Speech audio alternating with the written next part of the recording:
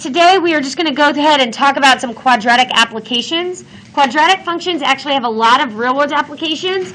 Most often they are used in either profit and like cost analysis of objects, or for like the path of an object. That is the one that is most often it is used for.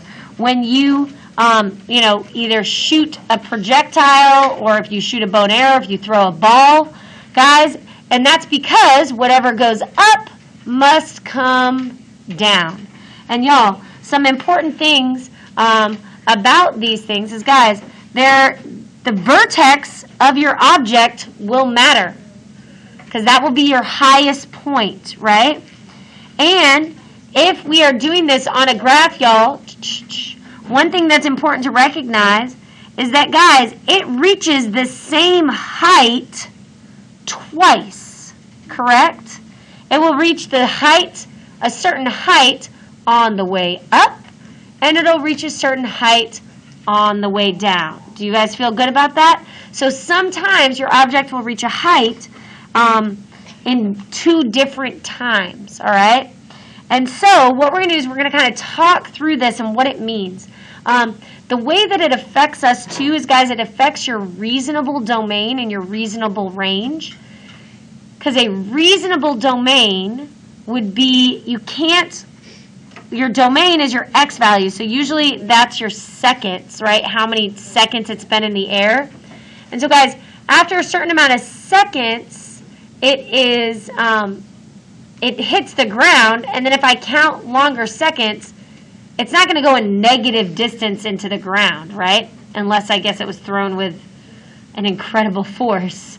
But, guys, once it reaches the ground, your time is kind of up. Does that make sense, y'all? Also, your time can't be negative. So your time can't be negative, and your height can't be negative, all right?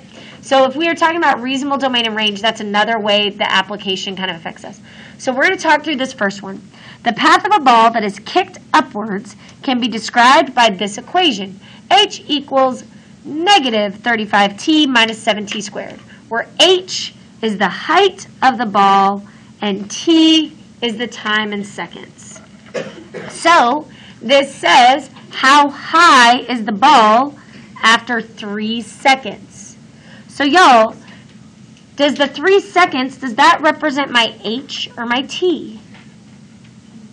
My t. So that means we want to know what is h when t is equal to 3. So what we can do, guys, is we can take our lovely equation over here. I'm going to rewrite it. H equals 35t minus 7t squared. And instead of t, what am I going to plug in?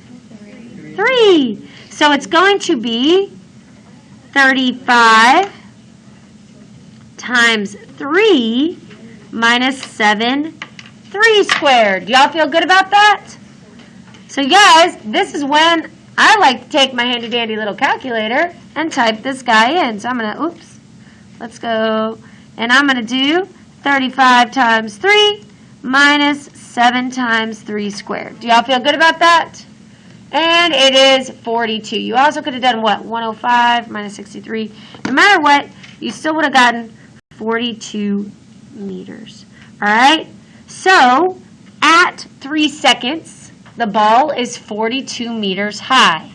That is very high. All right? That's like half a football field right there. So, these are professional athletes who are kicking these balls, apparently. All right? So, that is 42 meters high. Do y'all feel pretty good about that? Excellent. Okay? Now it says, at what time? So we want to know, what is the x value for when the ball reaches our maximum height? Well, guys, when will the maximum height occur? At what point in our graph will the maximum height occur? At the very top. What's another name for that? The vertex. So guys, we are looking for our vertex. So we want to know, what is the x value of our vertex? So essentially, we want to know what's the axis of symmetry. Does that make sense, y'all? And then the second question is what is the height? So we also want to find the y value of the vertex eventually too. But let's focus on our x value first. So in order to find the x value of our vertex, we need to use that lovely axis of symmetry equation. X equals negative b over 2a. So I'm going to go back to my original equation. Guys, what is my a value out of these two guys right here? Ah, it is negative 7. Because, y'all, your a value is whatever is attached to the squared variable. All right? So technically, we could write this as negative 7t squared plus 35t. So a is negative 7, and what is b? 35. And then, just for kicks and giggles, guys, what's our c value? 0. So, guys, the y-intercept is c, which makes sense, because where does the ball start when it gets kicked? On the ground, right? So your y-intercept is c. All right, so now we know our b and our a, so I'm going to plug this in. So that's going to be negative 35 over 2 times negative 7. So that's negative 35 over negative 14. So I don't want it to be in fractions. I want it to actually be in decimals because we're dealing with seconds. So negative 35 divided by negative 13. So we got 2.5 seconds. All right. Y'all feel good about that? So it reaches a maximum height at 2.5 seconds.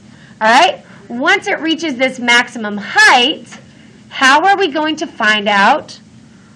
We know that's the x value. Okay? How are we going to find out the y value? How are we going to find the actual height at 2.5 seconds? What do? Plug it in, just like we did before. My t, or my x, is equal to 2.5 now. So now we're going to say h is equal to 35 times 2.5 minus 7 times 2.5 squared. Are y'all comfy with that? So I do not know that off the top of my head, so I'm going to use my handy dandy little calculator here. So I'm going to say 35 times 2.5 minus 7 times 2.5 squared. And that gives us 43.75. Y'all good with that? And I'm going to say meters because that's the height. So y'all, at 2.5 seconds, it reached a maximum height at 2.5 seconds, and that height was 43.75 meters. Do y'all feel good about that? So your ball reached a maximum height of 43.75 meters at 2.5 seconds. So it went up very, very, very quickly. Okay? Do y'all feel good about that? Awesome. All right. So now what I want you guys to do is I would like you guys to go ahead and I want you guys to do number 2 on your own. Okay? You have a graph. Now we are talking about an archer. All right?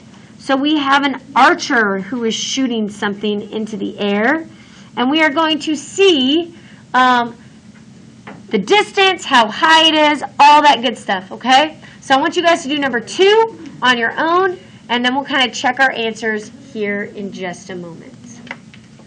All right, y'all, so here is the answer for number 2. For part A, we got 14 meters, right? Because at 2 seconds, it was 17 times 2 minus 5 times 2 squared.